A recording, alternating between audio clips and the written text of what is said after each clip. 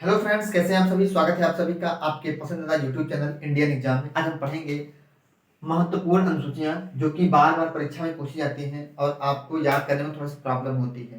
तो संविधान में कुछ ऐसे टॉपिक हैं कि उनको अगर एक बार आप याद कर लेंगे तो शायद उनको आपको बार बार याद नहीं करना पड़ेगा।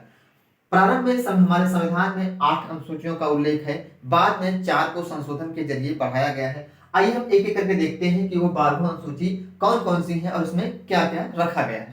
अनुसूची नंबर 1 में क्या है? भारत एवं संघ राज्य क्षेत्र। भारत के राज्य एवं संघ राज्य क्षेत्र, ठीक है। भारत के जो राज्य हैं, राज्य और संघ राज्य मतलब हुआ राज्य जैसे नॉर्मली उत्तर प्रदेश हुआ, मध्य प्रदेश हुआ, उत्तराखंड हुआ, ठीक है, हिमाचल प्रदेश हुआ। संघ राज्य क्षेत्र मतलब जिस पर सीधा केंद्र का प्रशासन है, ठीक। दिल्ली हुआ, पुडुचेरी हुआ, लद्दाख हुआ, ये सब क्या है? संघ राज्य क्षेत्र है, ठीक है। तो अनुसूची नंबर 1 में क्या है? भारत के राज्य एवं संघ राज्य क्षेत्र। अनुसूची नंबर 2 में क्या है? वेतन एवं भत्ते, ठीक। अब कोई भी कर्मचारी काम करेगा तो उसको कहीं ना कहीं वर्णन होगा। एक बड़ी मात्रा में सरकार पैसा देती है हम कर्मचारियों को, तो उसका भी कहीं ना कहीं वर्णन होगा। तो किस अनुसूची में है? अनुसूची नंबर 2 में। इसको कैसे याद कर लीजिए? जैसे 2 नंबर, तो नंबर 2 का काम किसके माध्यम से होता है? भाई आप कोई भी काम करते हो, कोई भी करता है तो नंबर 2 का काम करता है, तो किसकी वजह से करता है? पैसों के माध्यम से, ठीक है। तो आप ये याद कर लीजिए जो अनुसूची नंबर 2 में है, किसमें है? क्या है? तो वेतन एवं भत्ते, ठीक। अनुसूची नंबर 2 में वेतन एवं भत्ते को स्थान दिया गया है। अनुसूची नंबर 3 में क्या है? तो अनुसूची नंबर 3 में शपथ है। कोई भी जो मंत्री है, एमएलए है, सांसद है, विधायक है, सबको शपथ लेनी पड़ती है। यहाँ तक ग्राम प्रधान का जो पंचायत का प्रधान होता है उसको भी शपथ लेनी पड़ती है। तो शपथ किसमें का वर्णन किसमें किया गया है? अनुसूची नंबर 3 में। आप कैसे याद करोगे?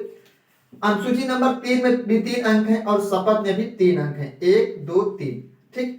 तो आप कैसे याद करोगे कि अनुसूची 3 में किसको स्थान दिया गया है? तो शपथ को, ठीक। 1 2 3 इसमें भी वर्ड है, 3 इसमें भी है। अगला क्या है? राज्यसभा। अनुसूची नंबर 4 में किसको स्थान दिया गया है? राज्यसभा। अनुसूची नंबर 4 में राज्यसभा का वर्णन किया गया है, ठीक है। कैसे याद करोगे? यहाँ पर 4 है, ठीक। जहां पर 4 लोग इकट्ठा होंगे वहां पर राज्यसभा इकट्ठी हो जाएगी, ठीक। आप अकेले तो ज्यादा किसी से बात करते नहीं हो। जैसे 3 से 4 लोग इकट्ठे हो जाते हैं, तुरंत वहां का मंडली स्टार्ट हो जाती है, बात करने का ग्रुप बन जाता है, यानी वहां पर एक सभा बन जाती है। कैसी सभा? राज्यसभा। तो अनुसूची नंबर 4 में किसका वर्णन है? राज्यसभा का वर्णन है। अनुसूची नंबर 5 में किसको स्थान दिया गया है? अनुसूचित जाति एवं जनजाति, यानी एससी एसटी का वर्णन किसमें किया गया है? अनुसूची 5 में किसका वर्णन किया गया है? अनुसूचित जाति एवं अनुसूचित जनजाति का वर्णन, ठीक है। अब अनुसूचित 5 से रिलेटेड है अनुसूचित 6। आप एक चीजों को रिलेट करके पढ़ेंगे तो आपको प्रॉब्लम शायद कम हो, ठीक है। अनुसूची नंबर 5 में क्या है? अनुसूचित जाति एवं अनुसूचित जनजाति का वर्णन। अनुसूचित 6 में क्या है? अनुसूचित 6 में है जनजाति प्रशासन का वर्णन, जनजाति प्रशासन का वर्णन, ठीक है। तो एक ट्रिक के माध्यम से आते हैं। इसमें क्या लिखा है? अनुसूचित जाति एवं जनजाति का वर्णन, तो किस जनजाति का? यहाँ पर A T M M, A T M M आपको अच्छे से दिख रहा होगा। इसको ब्लैक से कर देते हैं, ए टी एम एम। ए का मतलब हुआ असम, ए का मतलब क्या हुआ? असम। टी का मतलब हुआ त्रिपुरा, एम का मतलब हुआ मेघालय, एम का मतलब हुआ मिजोरम, यानी इन मिजोरम, इन 4 राज्यों का वर्णन किया गया है जनजाति के मामले में, ठीक है। तो ऑप्शन दे देगा, आपको ऑप्शन दे देगा, ठीक है। 4 ऑप्शन देगा, उसमें एक असम दे दिया जाएगा, बाकी दे दिया उत्तर प्रदेश, मध्य प्रदेश, राजस्थान, त्रिपुरा, ठीक। 4 ऑप्शन दिए, उसमें से एक उठा के आपको मिजोरम दे सकता है, आपको आयोग मेघालय दे सकता है, त्रिपुरा, असम। अगर आपको नहीं याद है तो आपको शायद दिक्कत हो सकती है, ठीक है। थोड़ा सा घुमा के देंगे आपको क्वेश्चन। इन चारों राज्यों को आप याद कर लीजिए, तो किसी भी तरह का क्वेश्चन दे, हमको जब आता है तो कोई दिक्कत नहीं। कौन कौन से? A T M M. आप सभी लोग पैसा निकालते हो एटीएम से, ठीक है। एक एम और जोड़ दो, एक एम और जोड़ दो, जिससे आप मनी निकालते हो। ए टी एम एम, ए से असम, टी से त्रिपुरा, एम से मेघालय और एम से मिजोरम, ठीक है। तो अनुसूची 6 में किसका है? जनजाति प्रशासन का वर्णन। तो प्रशासन किन राज्यों पर है? असम, त्रिपुरा, मेघालय और मिजोरम पर। अगली अनुसूची है अनुसूची नंबर 7। अनुसूची नंबर 7 है, इसमें क्या है? सूचियों का वर्णन है। क्या है? सूचियों का वर्णन है, एक ब्यौरा है, ठीक है। कौन कौन सूची है? संघ, राज्य, संवर्ती। संघ का मतलब हुआ पूरा संघ यानी केंद्र प्रशासन, ठीक, जिस पर राष्ट्रपति प्रधानमंत्री का प्रशासन होता है। दूसरा है राज्य। राज्य का मतलब होता है जिस पर राज्य का मुखिया मुख्यमंत्री उस पर राज्य करता है। संवर्ती का मतलब क्या हुआ कि दोनों का अधिकार, केंद्र सरकार और राज्य सरकार दोनों का जो योग से चलती है वो है संवर्ती। आइए देखते हैं इसमें सब्जेक्ट कितनी है, कितनी विषय रखे गए हैं। प्रारंभ में संघ में 97 विषय थे। प्रारंभ में संघ में 97 विषयों का वर्णन किया गया था। बाद में इन्हें बढ़ा करके 3 विषय बढ़ा करके 100 विषय कर दिए गए। संघ में प्रारंभ में 97 विषय थे, बाद में इन्हें बढ़ा करके 100 कर दिया गया। अगला राज्य में प्रारंभ में पहले 66 सब्जेक्ट थी। कितने? 66 विषय थे। बाद में इन्हें घटा करके कितनी घटाई गई? 5, ठीक, 5 घटा करके इन्हें 61 कर दिया गया। अगर आपसे पूछा जाए कि किस क्षेत्र में विषयों को घटाया गया है, संघ में, राज्य में, समवर्ती सूची में, तो आप बता दीजिएगा राज्य सूची में, ठीक है। राज्य सूची में 5 विषयों को हटा करके 61 कर दिया गया है। अगली है समवर्ती सूची। समवर्ती सूची में पहले 47 यानी 47 थे, बाद में कितनी बढ़ गई? 5 सब्जेक्ट, ठीक है। पहले 47 थी, बाद में 5 विषयों को बढ़ा करके समवर्ती सूची में अब 52 सब्जेक्ट हैं। संघ में पहले 97, बाद में 100, ठीक है। लेकिन राज्य एक ऐसा है जिसमें घटी है, इसमें घटी, इसमें 3 बढ़ी, इसमें 5 बढ़ी और इसमें 5 घट गई। संघ का मतलब क्या होता है? अगर कोई काम है, जैसे कोई बहुत बड़ी योजना है, कन्या विद्याधन योजना, या कोई रक्षा मंत्रालय पे काम करना है, तो सीधा सीधा उस संघ का कार्य क्षेत्र है, उसमें राज्य हस्तक्षेप नहीं कर सकता है, ठीक। राज्य क्षेत्र मतलब क्या हो? कुछ ऐसे, जिसे मान लो हाल ही में मुख्यमंत्री योगी आदित्यनाथ ने एक निर्णय लिया कि अब यूपी के पाठ्यक्रम में गुरु गोविंद से संबंधित पाठ्यक्रम को ऐड किया जाएगा, यानी उनके योगदान को नजर में रखते हुए कि उन्होंने बहुत ही योगदान दिया हमारे देश के लिए। तो ये ऐसा वर्णन कौन ले सकता है? ऐसा निर्णय ले सकता है राज्य सरकार, यानी वो अपने पाठ्यक्रम में कुछ बदलाव कर सकती है।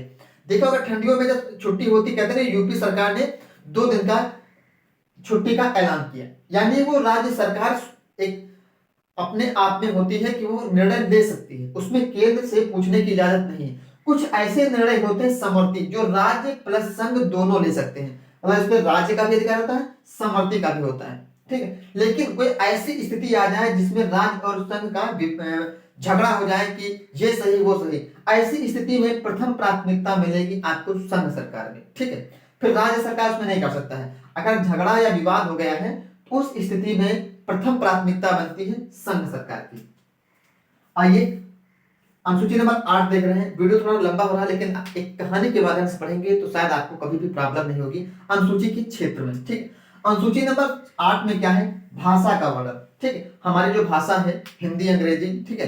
तो हमारे संविधान में पहले मूल 14 सब्जेक्ट थे, यानी 14 विषय थे। पहले कितने सब्जेक्ट थे? 14 विषय थे। बाद में इन्हें संशोधन के जरिए बढ़ा करके 8 विषयों को बढ़ा करके अब 22 सब्जेक्ट हैं। कैसे बढ़ाएगा? पहले 1, फिर 3, फिर 4, पहले 1, फिर 3, फिर 4, ठीक। पहले 1 ये थी, ठीक। फिर क्या हुआ? 21वें संविधान संशोधन के अंतर्गत सिंधी भाषा को जोड़ा गया। ये जो फार्मूला लिखा है इसको आप अच्छे से देख लीजिए। ये आपका जो फार्मूला लिखा हुआ है इसको आप कहीं नोटबुक पे लिख लीजिएगा प्लीज, ताकि आपको प्रॉब्लम न हो। 14 में जोड़ेंगे 15, 15 में 3 जोड़ेंगे 18, 18 में 4 जोड़ेंगे 22, ठीक। प्रारंभ में कितनी सब्जेक्ट थी? 14। बाद में कितनी जोड़ी गई? 1। कौन सी जोड़ी गई? 21वें संविधान संशोधन के अंतर्गत सिंधी भाषा को इसमें स्थान दिया गया। तब कितनी भाषा हो गई थी? 15। उसके तत्पश्चात 71वें संविधान संशोधन के अंतर्गत 3 भाषाओं को जोड़ा गया, जिनमें अड़ा है, कैसे याद करेंगे? कोंकणी, मणिपुरी और एक विदेशी नेपाली। आइए यहां पर देखते हैं। जो 21वें संविधान संशोधन के अंतर्गत जोड़ी गई थी भाषा, वो पहले कौन सी थी? सिंधी, ठीक है। बाद में जो 3 भाषाएं हैं 71वें संविधान संशोधन के अंतर्गत जोड़ी गई, कोंकणी, मणिपुरी, नेपाली, जिनमें अड़ा है वो 71वें संविधान संशोधन के अंतर्गत जोड़ी गई थी। कौन कौन सी? कोंकणी, मणिपुरी और नेपाली। अब कितनी हो गई? 18। लास्ट में कितनी? 4 भाषाओं को फिर जोड़ा गया। कब जोड़ा गया?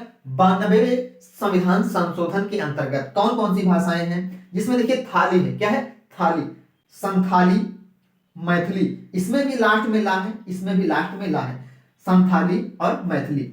अब आगे कौन कौन से है, बोडो डोंगरी, देखिए इसमें लास्ट में डा है और इसमें प्रथम डा है।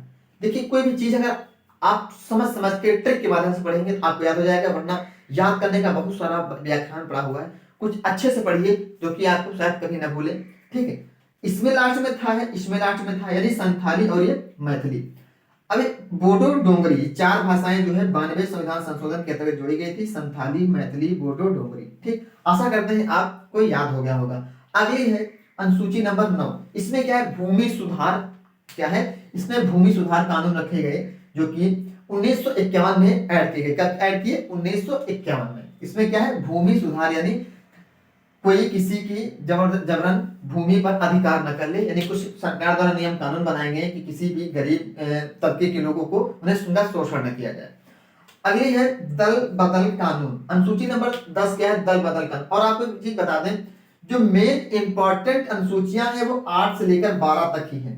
परीक्षा में आपको ज्यादातर यही देखने को मिलेंगी, याद ये भी कर लीजिए बिल्कुल। लेकिन अगर बात की जाए परीक्षा में इनका ज्यादा वर्णन होता है। आइए को अच्छे से पढ़ लेते हैं ताकि आपको कभी प्रॉब्लम ना हो, ठीक है। तो अनुसूची 9 हो गया। अनुसूची 10 में क्या है, दल बदल कानून, क्या है, दल बदल कानून। 31 अक्टूबर 1984 को 31 अक्टूबर 1984 को सोनिया गांधी, सॉरी इंदिरा गांधी की मौत हो गई थी। इंदिरा गांधी जी की मौत हो गई थी कब, 31 अक्टूबर 1984 को। तब 92वां संविधान संशोधन के अंतर्गत दल बदल कानून लाया गया। जब इंदिरा गांधी जी की मौत हो गई उसके बाद फिर राष्ट्रपति बने राजीव गांधी। कौन बने, राजीव गांधी।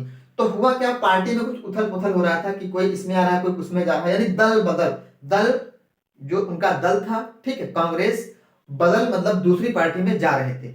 तो कुछ नियम किए गए कि एक कुछ प्रावधान के अंतर्गत कि आप अपने जरिए स्वतंत्र नहीं है कि आप जब चाहे इसमें, जब भाजपा में, जब चाहे सपा में, जब चाहे कांग्रेस में, ऐसा कुछ नहीं। एक प्रावधान होता है इसके जरिए आप दल बदल कर सकते हो, ठीक है। तो दल बदल कानून किससे संबंधित है, पार्टी में इधर उधर उथला पुथली से, ठीक। एक कब हुआ, 92 संविधान संशोधन का जोड़ा गया। क्यों किया गया, 31 अक्टूबर 1984 को जब इंदिरा गांधी जी की मौत हो गई तब यह कानून लाया गया। अगला है अनुसूची नंबर 11, ठीक। अनुसूची नंबर 11, इसमें क्या है, पंचायती राज व्यवस्था। इसमें पंचायती राज व्यवस्था को जोड़ा गया है। और इसमें कितनी भाषाएं यदि पूछा जाए तो 29 सब्जेक्ट हैं। कितने विषय हैं, 29 विषय हैं टोटल। पंचायती राज व्यवस्था में कितने सब्जेक्ट हैं पूछा जाए तो इसमें टोटल 29 सब्जेक्ट हैं। और इसके अगर चुनाव पूछा जाए कि किस उम्र में चुनाव, मतलब सबसे कम उम्र है 19 वर्ष। यानी देखा अगर जो ग्राम प्रधान में चुनाव होता है तो अगर आप 21 वर्ष के लड़का हो या लड़की हो, आप प्रधान बनने के लिए उम्मीदवार हो गए हो, ठीक है।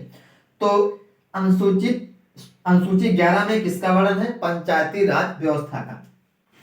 अनुसूची 12 में किसका है, नगर निगम का। अनुसूची 12 में किसका वर्णन है, नगर निगम का। अगर बात की जाए इसमें कितनी सब्जेक्ट हैं तो इसमें टोटल 18 सब्जेक्ट हैं। कितनी, अब देखिए नगर निगम बड़ा होता है लेकिन इसमें सब्जेक्टें कम है। नगर निगम भाई जो बड़े स्तर पर शहरों में होता है नगर निगम, उसमें सब्जेक्ट कम है। लेकिन पंचायती राज व्यवस्था छोटे स्तर पर होती है, इसमें ग्राम प्रधान होते हैं और इसमें सब्जेक्ट ज्यादा है।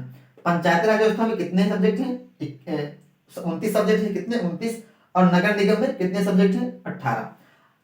तो ये आपके लिए 12वां अनुसूची। आशा करते हैं आपको वीडियो अच्छा लगा होगा। प्लीज कमेंट करके बताइएगा कि आपको किसी क्षेत्र में प्रॉब्लम तो नहीं हुई। और इस छोटे से परिवार को आप प्रोत्साहन कीजिए और चैनल को सब्सक्राइब कर लीजिए, लाइक कीजिए। वीडियो कैसा लगा प्लीज कमेंट में बताइएगा। मिलते हैं नए वीडियो में, तब तक के लिए धन्यवाद।